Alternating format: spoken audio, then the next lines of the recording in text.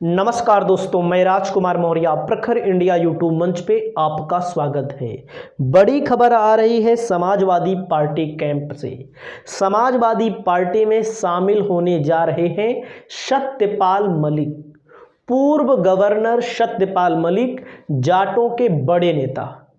यानी कि जब समाजवादी पार्टी की अखिलेश यादव को धोखा मिलता है जयंत चौधरी के द्वारा, जिन जयंत चौधरी को समाजवादी पार्टी के मुखिया ऐसा कहा जाता है कि अपनी पत्नी को राज्यसभा भेजना चाहते थे। राज्यसभा का जब चुनाव हुआ था, इसके पहले वाला, जो अभी हुआ नहीं, इसके पहले वाला, इस राज्यसभा में देखा आपने कितने लोगों ने धोखा दिया। नाम लेना उचित नहीं है, नाम आप सब जानते हैं कितने लोगों ने धोखा दिया। 7-8 लोगों ने मेन तौर पर धोखा दे दिया अखिलेश यादव को, जिससे उनकी एक सीट नुकसान में चली गई और उनका एक राज्यसभा कैंडिडेट जीत नहीं पाया। लेकिन उसके पहले अगर आप जाएंगे, जब राज्यसभा का चुनाव हुआ था तो जयंत चौधरी को भेजा गया था राज्यसभा के चुनाव में। राज्यसभा में जब जयंत चौधरी को भेजा गया, जयंत चौधरी के पास उस समय 8 विधायक थे। एक राज्यसभा को भेजने के लिए 37 विधायक चाहिए। 30 विधायक या 29 विधायक समाजवादी पार्टी की तरफ से वोट दिए देते हैं जयंत चौधरी को। जयंत चौधरी राज्यसभा सांसद बन जाते हैं और उसके बाद आपने देखा क्या डेवलपमेंट हुआ। इंडिया गठबंधन में 7 सीटें दी जा रही थी। 1-2 सीटों पर बात ये भी हो रही थी कि समाजवादी पार्टी के मुखिया अपने कैंडिडेट को लड़ाना चाहते थे, चले गए। बीजेपी के यहाँ गए हैं, 2 सीट मिल रही है।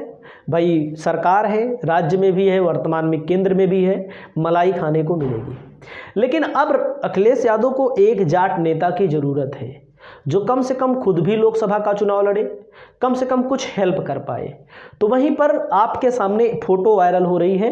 फ़ोटो आप देख सकते हैं, किसी परिचय के मोहताज नहीं है। पुलवामा का जब कांड हुआ था तो जम्मू कश्मीर के उस समय के गवर्नर थे और लगातार अपनी बातों के जरिए मीडिया में, सोशल मीडिया में अपने बयानों के जरिए जाने जाते हैं।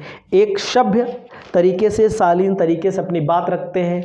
सत्यपाल मलिक जी, पूर्व गवर्नर, इनको समाजवादी पार्टी लोकसभा का टिकट देना चाहती है, लोकसभा का चुनाव लड़ाना चाहती है अलीगढ़ लोकसभा सीट से या पश्चिमी उत्तर प्रदेश की किसी भी सीट से। ऐसी चर्चा है कि 2 सीटों से भी चुनाव लड़ सकते हैं, बागपत सीट से भी चुनाव लड़ने की चर्चा है। तो यहाँ पर पश्चिमी उत्तर प्रदेश में मेरठ आता है, बागपत आता है, अलीगढ़, मुजफ्फरनगर, अमरोहा, बरेली, शामली, सहारनपुर, ऐसे ज़िले आते हैं। तो गवर्नर कब थे? 2017 से लेकर के 2022 तक गवर्नर थे भैया। तो कहाँ कहाँ के गवर्नर रह चुके हैं मैं आपको बता रहा हूँ। मेघालय के, गोवा के, जम्मू कश्मीर के, उड़ीसा के, बिहार के, इन जगहों के गवर्नर रह चुके हैं। तो पुलवामा के मामले में इन्होंने अपनी बात बताई थी। इन्होंने कहा था एयरलिफ्ट से भेजा जाए जवानों को बस से भेजा गया। इन्होंने ये भी दावा किया था कि लोकसभा 2024 से चुनाव से पहले बीजेपी या मोदी कोई बड़ा कांड करा सकते हैं।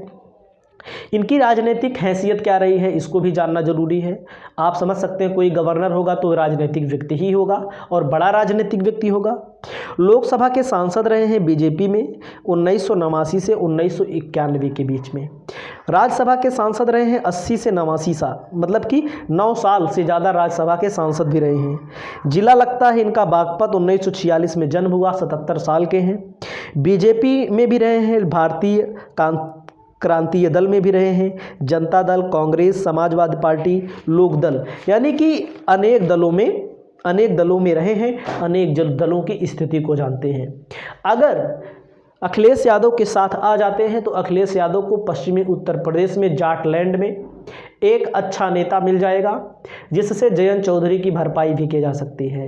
ऐसा भी कहा जाता है कि लोगों का मानना यह है कि जयंत चौधरी की जो पार्टी है उनका वोट ज़्यादातर बीजेपी में शिफ्ट कर चुका है पहले से ही, इसलिए जयंत चौधरी ने उचित समझा कि हम उस ओर चले जाएं। क्योंकि आपने देखा होगा विधानसभा का चुनाव 33 सीटों पर लड़ती है पार्टी, उनकी 8 विधायक जीत के आते हैं। उसके बाद आपने देखा होगा लोकसभा 2014 में एक भी सीट नहीं जीत पाती उनकी पार्टी। उसके बाद आपने देखा होगा 2019 में एक भी सीट उनके पिताजी भी चुनाव हार जाते हैं। जयंत चौधरी खुद भी लोकसभा का चुनाव हार जाते हैं। मुजफ्फरनगर से उनके पिताजी जो इस दुनिया में नहीं रहे हैं वो भी चुनाव हार गए थे। तो कहने का मतलब 2 सीटों पर सपा बसपा का जब गठबंधन हुआ था तो वो भी थे।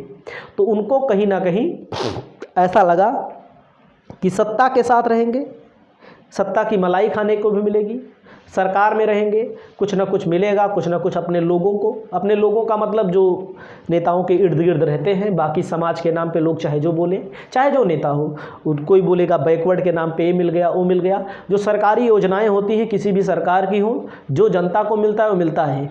जो हर बिरादरी का एक स्टैंड, एक नेता खड़ा कर दिया जाता है, किसी भी पार्टी का हो, खासकर सत्ताधारी पार्टी में आप खुद देख लीजिए, एक एक पार्टी का नेता खड़ा कर दिया जाता है। अभी आपने ओम प्रकाश राजभर को देखा, राजभरों को वोट को लेने के लिए, संजय निषाद के वोट को लेने के लिए, मौर्य के वोट को लेने के लिए केशव मौर्य हो गए, या अनुप्रिया पटेल पटेलों के वोट को लेने के लिए, कोई भी नेता, पंडितों का वोट लेने के लिए, ठाकुरों का वोट लेने के लिए नेता तो खड़ा कर दिया जाता है, उसके पीछे लोग वोट भी देते हैं बहुत सारे लोग। लेकिन जनता को क्या मिलता है, आप खुद कमेंट करके बता दीजिए, जनता को क्या मिलता है, जनता को क्या मिल रहा है। जनता तो लाठी खा रही है। जनता, अभी आपने ओम प्रकाश राजभर को देखा, पिछड़ों को लात मारने की बात कर रहे हैं। तो 2024 का जो चुनाव है, इस चुनाव में कहीं ना कहीं समाजवादी पार्टी को अपर हैंड मिल रहा है। इसको हम नहीं कह रहे हैं, इसको बीजेपी खुद मानती है। 25 से 30 सीटें ऐसी हैं, या बीजेपी तो 35 सीट मानती है, तो 25 से 30 सीटें ऐसी हैं जो भारतीय जनता पार्टी की दबी हुई हैं। भारतीय जनता पार्टी हार सकती है। पश्चिमी उत्तर प्रदेश में उसके हालात कुछ सुधरते हुए दिख रहे हैं जब से उन्होंने जयंत चौधरी को लिया है, लेकिन तमाम मुस्लिम जाट जयंत चौधरी को लेकर भी थोड़ा आक्रामक हैं। वो कह रहे हैं कि जयंत चौधरी ने कहीं ना कहीं गलती की है, जयंत चौधरी ने जनादेश का अपमान किया है। पब्लिक ने उनको वोट दिया था, पब्लिकों की आवाज़ उठा रहे थे, अग्निवीर की आवाज़, किसानों की आवाज़ उठा रहे थे, लेकिन सारा मामला अब ठंडे बस्ते में चला जाएगा। जो राजभर विपक्ष में रहकर बात करते थे वो आज पक्ष में रहकर नहीं कर सकते। जो अखिलेश यादव आज विपक्ष में रहकर बात कर सकते हैं वो कभी सरकार आने पर वो बात नहीं कर सकते हैं। तो तमाम लोगों की लड़ाई अगर कहीं पर हो रही है तो विपक्ष में जो भी पक्ष सत्ताधारी हो, चाहे अखिलेश हो, अखिलेश की लड़ाई मायावती से भी है, भाजपा से भी है, जयंत चौधरी से भी है, अनुप्रिया पटेल से भी है, पल्लवी पटेल से भी है। अब आप समझ सकते हैं ओम प्रकाश राजभर से तो खुल्लम खुल्ला है। तो अगर बीजेपी के नेता रहे हैं, अगर इनको लाया जाता है, लोकसभा का चुनाव लड़ाया जाता है, तो आने वाले समय में आपको देखने को मिलेगा इनसे क्या फ़ायदा मिल सकता है। अगर अच्छा फ़ायदा मिल जाता है तो 1 आध 2 3 लोकसभा सीट जीतने में कामयाबी मिलेगी। वैसे भी एक परसेप्शन बनाना ज़रूरी है, क्योंकि मीडिया में आने के लिए ज़रूरी है कम से कम एक नेता को शामिल जब कराया जाएगा तो कम से कम 1 आध 2 दिन मीडिया में चलेगा, तो समझ सकते हैं। बाकी एक मजबूत नेता है, इनके बारे में कोई टिप्पणी नहीं करना है। फिर भी अगर समाजवादी पार्टी के मुखिया इनसे मिल रहे हैं तो कुछ ना कुछ पॉजिटिव संदेश है। लोकसभा का चुनाव बागपत से भी लड़ सकते हैं और अलीगढ़ से ज़्यादा चर्चा है। हो सकता है जयंत चौधरी कहीं से अगर लड़े तो उनके खिलाफ भी लोकसभा का चुनाव लड़ सकते हैं। चुनाव में जीत और हार होती रहती है, जो होगा सो देखा जाएगा। इस वीडियो में इतना ही। नमस्कार।